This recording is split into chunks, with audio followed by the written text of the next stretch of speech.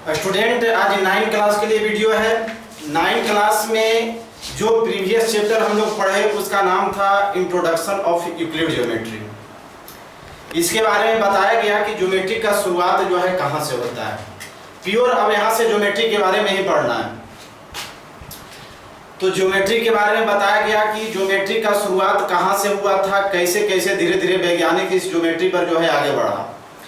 उसके बाद भारत का वैज्ञानिक जो है इस ज्योमेट्री को कहाँ तक ले गया, इसके बारे में भी बताया गया। उसके बाद बेसिक कंसेप्ट ऑफ ज्योमेट्री के बारे में भी बताया गया कि बेसिक कंसेप्ट ऑफ ज्योमेट्री क्या है। तो उसमें एक्जिम के बारे में बताया गया। एक्जिम किसको कहा जाता है कि वैसा स्टेटमेंट को हम लोग एक्जिम करते हैं जिसे सिद्ध करने की आवश्यकता नहीं है। वैसा स्टेटमेंट को हम लोग थ्योरम कहते हैं जिसको सिद्ध करने की आवश्यकता है। सारा जो है डिफाइन बताया गया। आज जो है बिल्कुल ये चैप्टर जो है डिफाइन पर ही आधारित है। अगर डिफाइन समझा होगा तो ये चैप्टर बन जाएगा यूक्लिड ज्योमेट्री का।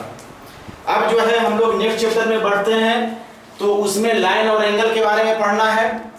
लाइन और एंगल के बारे में तुम पीछे कक्षा में भी पढ़ा होगा। अब यहाँ देखो एंगल के बारे में बता रहा है। तो सबसे एंगल का डिफाइन देखो कि एंगल किसे कहा जाता है।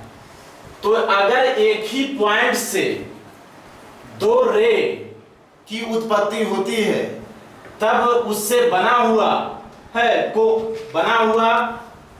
क्षेत्र जो है एंगल कहलाता है। अब जैसे एक ओए जो है रे है, एक दूसरा रे का नाम ओबी है। दोनों रे का जो है ओरिजिनेटेड कहां से हुआ है तो ओ से हुआ है। तो ये पूरा क्षेत्र जो है कहलाएगा एंगल। ये एंगल का क्षेत्र है। तो OA और OB आर टू रे at the same point O से ही दोनों रे का जो है ओरिजिनेटेड हुआ है। तो इसका नाम हो गया एंगल AOB है।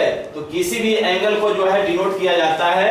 अब देखो कैपिटल लेटर L से, कैपिटल लेटर L ऐसे लिखाता है तो L से इसको डिनोट किया जाता है। तो ये तुम्हारा हो गया एंगल AOB। एंगल जो है various type of angle, angle बहुत प्रकार का होता है।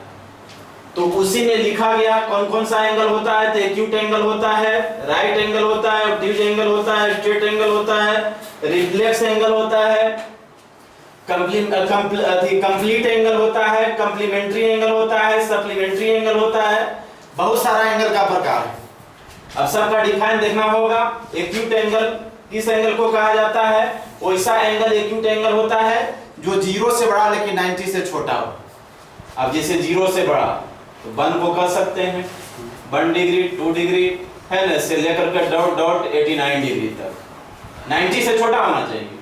ये सब सारा जो है कौन एंगल होगा तो एक्यूट एंगल होगा। राइट एंगल वैसा एंगल जिसका मेजरमेंट 90 डिग्री के बराबर हो। तो वैसा एंगल जिसका मेजरमेंट 90 डिग्री के बराबर हो तो वैसा एंगल होता है राइट एंगल होता है। ऑब्ट्यूज एंगल वैसा एंगल जो 90 डिग्री से बड़ा लेकिन 180 डिग्री से छोटा। तो 90 डिग्री से यदि बड़ा है 180 डिग्री से छोटा है तो ऑब्ट्यूज एंगल हो गया।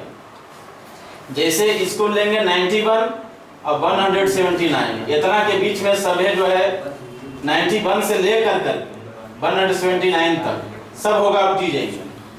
स्ट्रेट एंगल किसको कहेंगे, वैसा एंगल जिसका मेजरमेंट प्योर 180 डिग्री के बराबर हो। जो 180 डिग्री के बराबर है वैसा एंगल को स्ट्रेट एंगल कहा जाता है। रिफ्लेक्स एंगल वैसा एंगल रिफ्लेक्स एंगल होता है जो 180 डिग्री से बड़ा लेकिन 360 डिग्री से छोटा होना चाहिए। तो वैसा एंगल जो है रिफ्लेक्स एंगल कहलाता है। कंप्लीट एंगल, तो कोई भी एंगल कंप्लीट एंगल कब कहलाएगा जब उसका मेजरमेंट जो है 360 डिग्री के बराबर हो। तो 360 डिग्री के बराबर है तो वैसा एंगल कंप्लीट एंगल कहलाता है। कंप्लीमेंट्री एंगल, कंप्लीमेंट्री एंगल तो दो एंगल का सम 90 डिग्री के बराबर होना चाहिए। वैसा दो एंगल को हम लोग कंप्लीमेंट्री एंगल कहेंगे जिसका सम 90 डिग्री के बराबर है। अब जैसे एक रे है और एक लाइन जो है स्टैंड हो गया इस पर, है ना, तो इससे दो एंगल बन गया। एक लाइन, एक स्ट्रेट लाइन है AB और ये जो है रे है OB। तो एक एंगल AOB हो गया, दूसरा एंगल AOC यहाँ कर देते हैं। एक एंगल का नाम AOC, दूसरा एंगल का BOC। दोनों एंगल मिला करके ये कंप्लीमेंट्री एंगल। इसको कह सकते हैं दोनों एंगल मिला करके जो है कंप्लीमेंट्री, नहीं ये नहीं, कंप्लीमेंट्री एंगल होने के लिए दोनों एंगल का सम होना चाहिए 90 डिग्री। दोनों एंगल, जैसे एक ये परपेंडिकुलर लाइन है, यहाँ O हो गया, ये जो है B हो गया, ये A हो गया, ठीक है। एक बीचे से लाइन खींच दिए, ये C हो गया। अब देखो ये OA जो है परपेंडिकुलर है AB पर, अब इसके बीचे से एक रे खींचे हैं तो ये दो एंगल बन गया। अब दोनों एंगल का सम 90 डिग्री के बराबर है, तब ये दोनों एंगल को कह सकते हैं कि ये दोनों एंगल कैसा एंगल होगा, तो कंप्लीमेंट्री एंगल होगा। सप्लीमेंट्री एंगल होने के लिए एक स्ट्रेट लाइन चाहिए, एक रे चाहिए। यहाँ हो गया A, यहाँ B हो गया, O हो गया, यहाँ C हो गया। अब देखो ये दोनों एंगल का सम यदि 180 डिग्री के बराबर है तो वैसा एंगल सप्लीमेंट्री एंगल कहलाता है। दो एंगल को हम लोग सप्लीमेंट्री एंगल कह सकते हैं जब दोनों एंगल का सम 180 डिग्री के बराबर है। तो जब दो एंगल का सम 180 डिग्री के बराबर है तो सप्लीमेंट्री, और जब दो एंगल का सम 90 डिग्री के बराबर है तो कंप्लीमेंट्री एंगल होगा। क्वेश्चन देखो यहां से दिया कि find the measure of angle, angle तुमको निकालना है which is 36 more than its complement। तो जब एंगल निकालना है तो यहां मान लो कि let the measure of required angle, the measure of required angle, जो एंगल निकालना है उस एंगल को मान लिया गया क्या, x मान लिया गया। तो कंप्लीमेंट एंगल क्या हो जाएगा, कंप्लीमेंट एंगल क्या हो जाएगा, तो 90 में x को घटा देना है, तो 90 माइनस हो गया कितना, x हो गया, ये कंप्लीमेंट एंगल हो जाएगा। अब कहता है कि एक एंगल, अब अकॉर्डिंग टू क्वेश्चन के अनुसार देखो मेजर ऑफ एंगल, तो मतलब एक एंगल, तो एक एंगल उसका x है, तो दूसरा एंगल कंप्लीमेंट से 36 ज्यादा है, 36, तो कंप्लीमेंट है कितना 90 माइनस x, 36 ज्यादा है, 36 जोड़ दिया गया। अब x को अपना जाति मिलेगा तो x प्लस x, 90 36 जुड़ गया, 9 3 12, ठीक है, दोनों जुड़ गया तो 2x इक्वल टू 126, तो x equal to 126 by 2, x equal to आ गया कितना 63 निकल गया यहाँ। चलो तो यहाँ 60 डिग्री आ गया। इसी प्रकार से क्वेश्चन 10 नंबर भी है, तो इसमें दोनों मिला करके दिया है, ये जो है परीक्षा में बार-बार पूछा जाता है, दोनों पर आधारित है, कंप्लीमेंट पर भी और सप्लीमेंट पर भी, दोनों एंगल बताया गया कंप्लीमेंट और सप्लीमेंट। यहाँ का फाइंड द एंगल निकालो हुज कंप्लीमेंट, जो कंप्लीमेंट एंगल है तो सप्लीमेंट का 1/3 है, तो यहाँ कंप्लीमेंट भी है सप्लीमेंट भी है, तो दोनों मिला करके क्वेश्चन जो है परीक्षा में आता है। इसलिए पहले क्या कर लेना है, मान लेना जिसे माने ऊपर वैसे मान लेना है कि let the measure of required angle, जो हमको एंगल निकालना है उस एंगल को मान लीजिए, वो एंगल क्या है तो x है।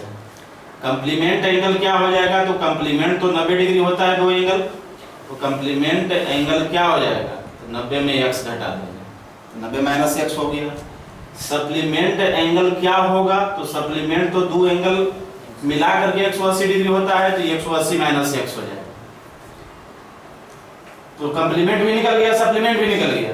अब देखो कह रहा है कि जो इस एंगल का जो कंप्लीमेंट एंगल है, तो कंप्लीमेंट एंगल है 90 माइनस कितना x, अकॉर्डिंग टू क्वेश्चंस 90।